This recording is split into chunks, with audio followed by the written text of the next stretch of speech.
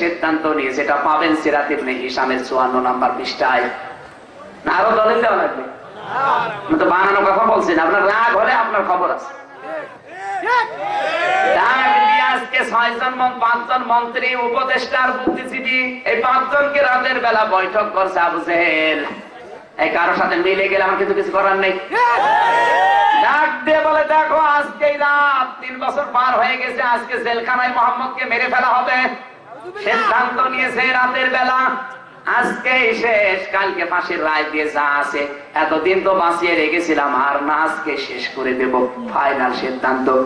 আবু জেহেল বাড়ি আনন্দে আছে যে আজকে শেষ হবে আমার চির দুশমন। কিন্তু যে 5 জনকে নিয়ে পরামর্শ করেছে তার 1 নম্বরে ছিল আবু জেহেলের প্রধান উপদেষ্টা হিশাম ইবনে আমর, 82 বছর বয়স। ও বাড়িতে যাওয়ার পরে আজকে আর ঘুম আসে না, খালি ছটফট করার। বউ বলে, কি হয়েছে তোমার? বলে, দেখো এতদিন পর্যন্ত নজরবন্দি আর কথাবার্তা বন্ধ আর ফাঁসির আদেশ পর্যন্ত ছিল, কিন্তু আবু জেহেল আজকে ঘোষণা দিয়েছে মোহাম্মদকে সহ 53 জনকে হত্যা করে ফেলবে। মানুষের সামনে মানুষ মরে মেনে নেওয়া যায়, আমার তো বিবেক মেনে নেয় না। বউ বলে, তুমি কি করবা? বলে, কি করবো মানে আমি মোহাম্মদকে বাঁচাবো। কি বুঝলাম এখান থেকে? এবার কান লাগান। হিশাম ইবনে আমর 82 বছর বয়স, একজন কাফের। একজন কি আর ঈমান ছিল? আরো জোরে। ঈমান ছিল, কিন্তু বিবেক ছিল? ঈমান নেই, বিবেক আছে, বিবেকের তাড়না নাই, নিজেকে আর কন্ট্রোল করতে পারে না। মোহাম্মদকে মুক্ত করার আন্দোলনে যোগ দিচ্ছে। ও বাংলার জনগণ, আজ পৃথিবীর দিকে তাকাও। মায়ানমারে মুসলমান যখন হত্যা হয়, অনেক মুসলমান দেশ কিছু বলে না ঈমান থাকার পরেও, কিন্তু অনেক বিধর্মী রাষ্ট্র যাদের ঈমান নেই, বিবেক আছে, তারা প্রতিবাদ জানিয়েছে। তোমার সামনে অন্যায় হয়, তোমার তো ঈমানও আছে, বিবেকও আছে, কিছু নাড়া দেয় না। তুমি তো ঈমানদারও না, তোমার বিবেক নেই, তুমি জানোয়ারের চাইতে খারাপ। কত মানুষ তোমার সামনে মারা যায়, কত মানুষ বিনা অপরাধে জেল খাটে। তোমার তো ঈমান আছে, বিবেক আছে, তুমি কি কাজে লাগাও বলো? হিশাম ইবনে আমর ঈমান নেই, বিবেক আছে। বউর কাছে শেষ পর্যন্ত চির বিদায় নিয়ে বলে, আমি এই বিবেকের তাড়নায় যদি কাজ করতে যাই আমি বাঁচবো না।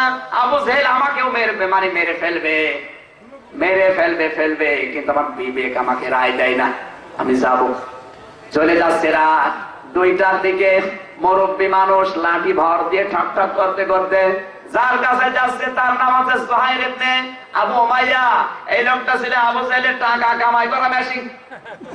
কথা বোঝেন আমার? আজ বাংলাদেশে অনেক নেতা আছে, নিজে কিছু করে না, মেশিন বানিয়ে রেখেছে। হাটে দেখবেন মেশিন ফিট করা, নৌকা ঘাটে মেশিন ফিট করা, ব্রিজে মেশিন ফিট করা, কত মেশিন কত জায়গায়। উনি ঢাকায় বসে আছে, মেশিনে টাকা তৈরি করে পাঠিয়ে দেয়।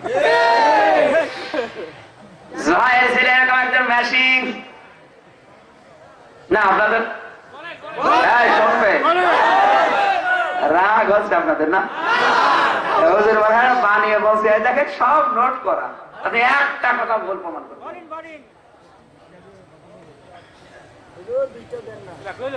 না গো, আমার ভয় করছে। আপনি আসেন।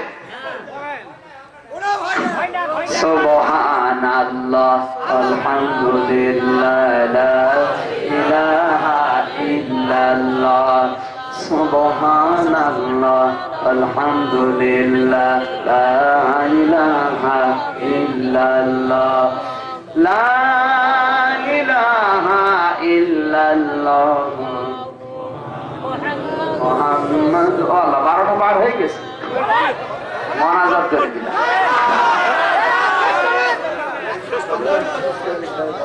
আরে ভাই, গামছা নিয়ে আসেন আপনি, আমি সেন্টারে আছি। ঠিক আছে, গামছা তো দেবো, আগে এইগুলো শেষ হবে তারপর। শেষ করে যাবেন কারো তারা হাত। এবার দেখেন, যে হাত তুলবে না বুঝবেন ও শেষ না করে চলে যাবে। 3জন হাত না তুলে চলে চলেন। ঠিক আছে, আলহামদুলিল্লাহ। এরপরে মজা পাবেন। এবার যেহেতু বাস্তবতা নিয়ে বলছি, আমি মান ধাত আমলের কথা বলছি না, এটা কোরআনে নেই, হাদিসে নেই, ইসলামের ইতিহাসে নেই, এগুলো আমি বলিও না। যেগুলো আছে ওইগুলো বলছি। আমার জীবনে যদি মিলে যায় আমাকেও পরিবর্তন হওয়া লাগবে। এর জুহাইর ইবনে আবু হুমায়্যা ছিলেন নবীর 3 মাসের ছোট। উম্মে আইমান, এই মহিলার নাম শুনেছেন? উম্মে আইমান নবীজির মা যখন ইন্তেকাল করে তখন উম্মে আইমানের হাতে নবীকে রেখে গিয়েছিল। এই উম্মে আইমান হচ্ছে জুহাইরের মায়ের ছোট বোন। ওই আল্লাহর নবীকে জুহাইরদের বাড়িতে গিয়েছিল। জুহাইরের মা এখন বৃদ্ধ, জানতে পেরেছে মুহাম্মদ জেলখানায়। ওই ছোটবেলার কথাগুলো শুধু মনে পড়ে। ডাক দিয়ে বলে, জুহাইর, জানতে পেরেছি তুমি আবু জাহেলের ডান হাত, টাকা কামাই করা মেশিন। আমার সন্তান, তোমার ভাই মুহাম্মদ জেলখানায়, তুমি সরকারি দলে আছো, কি করো? আমি মা হিসাবে বললাম, তুমি যদি তাকে মুক্ত করতে না পারো তোমার আমি পরিচয় আর দেব না। জয়ের এই চিন্তায় আছে। আজকে কি হয়ে গেল? আপনি যাকে নিয়ে ষড়যন্ত্র করবেন আমার আল্লাহ কিন্তু তার মেধার মালিক। যাকে নিয়ে করবেন তার মেধাটা আল্লাহ নিজে উল্টিয়ে দেবে। তখন আপনার সব ষড়যন্ত্র কায়দাহুম ফি তাদলিল ধরিসাত হয়ে যাবে। আপনার চিন্তাও ভাবনাও ছিল না যে কোন দিক থেকে কি হচ্ছে। মুরব্বী যখন এসে রাত 2টার সময় ঠক ঠক করে আওয়াজ দিয়েছে, দরজায় দেখে দরজা খুলে গেছে। বলে এক ডাকে দরজা খোলো, ঘুমাও না। বলে ঘুম আসবো কি করে? চিন্তায় আছি। কিসের চিন্তা? আমার মা আমাকে ত্যায্য পুত্র করবে। কেন? মোহাম্মদকে যদি আমি মুক্ত করতে না পারি মা আমার পরিচয় দিবে না। মুরব্বী বলে, কি করতে চাও? বলে, কি করতে চাই বুঝি না, মায়ের কথা আমাকে মানাই লাগবে। এতদিন যে জুহাইর মায়ের কোন কথা মানে না, আজকে কি হয়েছে? মা ছাড়াও কিছু বোঝে না। মায়ের কথা আমি মানতে চাই। কি করবা? যা করা লাগবে আপনি বলেন, আমি আপনার সাথে আছি। দুইজন বলে, আমাদের হবে না, চলো আরেকজনের কাছে যাই। যার কাছে যাচ্ছে ওই লোকটার নাম মুতঈম ইবনে আদি। ও ছিল আবু জাহেলের মানুষ খুন করার মেশিন। অথচ টাকা কামাই করে এটা মানুষ খুন করা। আজ বাংলাদেশে দেখবেন অনেক নেতা কিচ্ছু জানে না, পেছনের দরজা দিয়ে মানুষ খুন হয়। কিছু জানে না, মনে হচ্ছে ফেরেশতা। মুতঈম ইবনে আদি, এই লোকটার একটা ছেলে ছিল, নাম আছে জুবরা ইবনে মুতঈম ইবনে আদি। এর বয়স 3 বছর 15 দিন। নবীজি জেলখানার 15 দিন আগেও জন্মগ্রহণ করেছে। ওই দিন নবীজি ওর বাড়িতে গিয়ে এই বাচ্চার মুখে লালা দিয়েছিল। ওই দিন থেকে ওর মুখ থেকে সুঘ্রাণ বের হয়, আর যে কথাই বলে অধিকাংশ গুলো সত্য হয়। আজকে এই জুবরা স্বপ্ন থেকে বলে, বাবা আমি স্বপ্ন দেখলাম মুহাম্মদ জেলখানায়, তাকে যদি তুমি মুক্ত করতে না পারো আমাকে তুমি পাবে না। আর স্ত্রী আজকে রাতে বলেছে, তুমি একটা নাফরমান, তোমার কারণে আমার সন্তান মরে যায়। সন্তানের যদি কিছু হয় তোমাকে আমি ছাড়বো না। আজকে আমার সন্তান আমার বাবার বাড়ি চলে যাব। তোমরা দুইজন এসেছো আমার বাড়িতে, আমার সংসার থেকে আমার বউ চলে যায়, ছেলে মরে যায়। মোহাম্মদকে যদি সকাল আমি মুক্ত না করতে পারি আমার সংসার ভেঙে যাবে। মুরব্বী আর ওই জুহাইর বলে, কি করতে চাও? বলে, কি করবো জানি না, যা বলবেন আমি তাই করবো। 3 জনে হবে না, চলো আরেকজনের কাছে যাই। 4 নম্বরে যার কাছে যাচ্ছে তার নামে মুখতার ইবনে হিশাম। এসেছিল আবু জাহেলের বডিগার্ড, খালাতো ভাই, ব্যক্তিগত পার্সোনাল নিরাপত্তা কর্মী। 1 মাস লোকটা অসুস্থ, ভালো হয় না অসুখ। কত ঔষধ খাইয়েছে, ডাক্তার দেখিয়েছে, কিছুতেই কিছু হয় না। শেষ পর্যন্ত এই মুখতারের মা কিছু উটের দুধ আর মধু নিয়ে এসে ডাক দিয়ে বলে, বাবারে কত কিছু দেখালাম, কিছুতেই কিছু হয় না, তুই এক কাজ কর, এই যে মোহাম্মদ যে কালেমার দাওয়াত, এই কালেমাটা পড়ে ফু দিয়ে খা। আজ 1 মাস আমার ঘুম আসে না, মায়ের কথা মতো কালেমা পড়ে ফু দিয়ে খেয়েছে, আমার পেটে ব্যথা ভালো হয়ে গেছে। এতদিন তো আমার ঘুম আসে না পেটের যন্ত্রণায়, আজকে ঘুম আসে না আনন্দে। আমার মা আমাকে বলেছে যে কালেমার কারণে তোর পেটের ব্যথা ভালো হয়েছে। ওই কালেমার যে মালিক সে জেলখানায়, তাকে মুক্ত করা লাগবে। এখন কালেমার মালিককে মুক্ত করা আমার মায়ের আদেশ হয়ে দাঁড়িয়েছে। ওরা বলে, কি করবো? বলে, কি করবো বুঝি না, যা বলবেন আমি তাই করব, কারণ পেটের ব্যথা কারে বলে আমি টের পেয়েছি। ঠিক আছে, সবাই 4 জনে হবে না, আরেকজনের কাছে। যার কাছে যাচ্ছে ওই লোকটার নাম হচ্ছে জাইমা ইবনে আসওয়াদ ইবনে আব্দুল মুত্তালিব, আসলে আবু জাহেলের বুদ্ধিজীবী ঠান্ডা মাথার খনি, নবীকে জেলখানায় দেওয়া, নজরবন্দি করা, ফাঁসির আদেশ দেওয়া, এ সবগুলোই ঠান্ডা মাথার খনি। জাইমার বুদ্ধিমত হয়েছে। আজ পৃথিবীতে অনেকে ঠান্ডা মাথার খনি আছে না বুদ্ধিজীবী বুদ্ধি দেয় শুধু ইসলামের বিরুদ্ধে। ইসলামের এই শিক্ষা ব্যবস্থায় আল্লাহর নাম রাখা যাবে না, ইকরা বিসমি রাব্বিকা আয়াত রাখা যাবে না, হাতে রাত পাখি, এরকম বুদ্ধিজীবী দেশে মুরগি চোর আছে না? আমার ভাইরা শেষ পর্যন্ত চিন্তা করছে কি করা যায়। 5 নম্বরে সাইমার কাছে যখন ঠকঠাক করে আওয়াজ দিয়েছে, বের হয়ে দেখে 4 জন বড় বড় লিডার। কি এত রাত্রে ঘুম তোমারও তো আসে নাই? বলে না, ঘুম আসে না। কেন?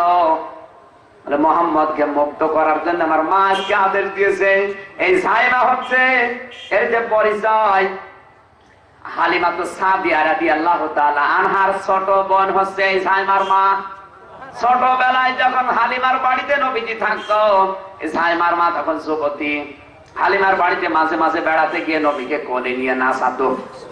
ওই ছোটবেলায় নবীজির আদরের যে চাহনি, এতিম চাহনি এখন তার মনে পড়ছে।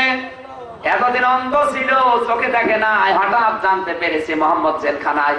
আজকে সাইমার হাত ধরে বলে, দেখো তুমি তো বুদ্ধিজীবী, তোমাকে আদেশ দিলাম কালকের ভেতরে যদি মোহাম্মদ মুক্ত না হয় আমাকে তুমি হারাবে। আমার মাই মরে যায়, এখন ওকে মুক্ত করা আমার মা বাঁচানোর দাবি হয়ে দাঁড়িয়েছে। 5 জন মিলে বলছে চলো হাজ্জান নামক পাহাড়ে চলো। আমি তাফসীর থেকে নিয়েছি, হাজ্জান নামক পাহাড়ে ওঠার পরে একজন আরেকজনের উপরে হাত দিয়েছে। 5 জন মিলে হাত দিয়ে শপথ বাক্য পাঠ করছে। ও বাংলার মুসলমানেরা কান লাগাও, এটা 5 জন মিলে শপথ বাক্য পাঠ করছে। একজনের মুসলমান একটার ইমান নেই, একটাও মুমিন না, একটাও মুসলমান না। ইমান নেই কিন্তু ওদের প্রত্যেকের বিবেক আছে। বিবেকের তাড়নায় 5 জন ওই রাত 2টার সময় হাতে হাত দিয়ে শপথ বাক্য পাঠ করছে। বিনা অপরাধে যারা জেলখানায়, ওদেরকে মুক্ত না করে বাড়ি ফিরে যাব না। একজন কাফের এই সিদ্ধান্ত নিতে পারে। আমাদের কি হয়েছে? আজ পৃথিবীর কত মানব, কত মানবী, কত মানবতা মানবেতর জীবন যাপন করছে। আপনি একটু তাদের পাশে যেয়ে দাঁড়ানোর সিদ্ধান্ত নিতে পারেন না। আপনার ইমানও নেই, বিবেকও নেই। আপনি তো কুকুরের চেয়ে খারাপ। আপনি মারা গেলে কুকুরও চোখের পানি ফেলবে না। মারা যান, কুকুর যদি কাঁদে আমি কি বলছি? আপনার মন যদি মানবতার জন্য না কাঁদে, আপনার জন্য কুকুর কাঁদবে কোন কারণে? 5 জন মিলে ওখান থেকে গেছে একবারে আবু জেহেলের বাড়ি। এই নেতা দরজা খোল। আওয়াজ শুনেও তাড়াতাড়ি দরজা খুলে, এত বড় মন্ত্রী, বুদ্ধিজীবী আর প্রধান উপদেষ্টা আমার বাড়িতে। আবু আব্দুল্লাহর বেটা মোহাম্মদ জেলখানায় কোন কারণে? আবু জেহেল বলে, বেটা তুমি তাও বোঝো না, মন্ত্রী নিয়ে বসে আস। ওকে যদি জেলখানায় না রেখে বাইরে রাখি, কিছুদিন যদি ময়দানে থাকে গদি হারাবা। গদি হারাবো, ওকে ছাড়া লাগবে। ছাড়বো কি করে? ছাড়লেই তো গদি থাকবে না। বলে না থাকে, না থাক। ওই যে যেটা মানুষ খুন করার মেশিন, তরবারি বের করে বসে চাবি দে। জেলখানার চাবি যদি না দিবি, এইটার নিচে তুই পড়বি। কারণ আজ পর্যন্ত আমার তরবারি মিস হয়নি। আবু জেহেল তাড়াতাড়ি ভয়ের চটে হয়েছে বুদ্ধিজীবী। ওর পেছনে যে বসে মুরব্বি বাসান, ও বলে বাসাবো কি করে? চাবি দাও। আবু জেহেল বলছে, কথার সুর তো সব একরকম, তোমরা কি যুক্তি করে এসেছ? যুক্তি বুঝি না, আগে চাবি দে। চাবিটা নিয়ে তাড়াতাড়ি করে জেলখানায় গেছে। রাতের বেলা, রাত 3টা বাজে। নবীজি চিন্তা করলেন, সরকারি দলের 5 জন যখন জেলখানা, আজকে মনে আমার মেরে ফেলবে। বিশ্বনবী 3 বছরের না খাওয়া, না খেতে খেতে নবী যারা দাঁড়াতেই পারে না। 53 জন সাহাবী সবই অধিকাংশ গুলোই জ্ঞান হারিয়ে ফেলেছে প্রায়। কারণ শরীরে রক্তের ফোঁটা, বাচ্চারা দুধ পায় না, পায়খানা গুলো হয় সব ছাগলের নাদির মতো। এই কঠিন কষ্টে নবীজি চিন্তা করলেন, আমাদের জীবনের শেষ দিন আজ, যেন 5 জন সরকারি দলের লোক যখন প্রবেশ করেছে জেলখানা, আমাকে মেরেই ফেলবে।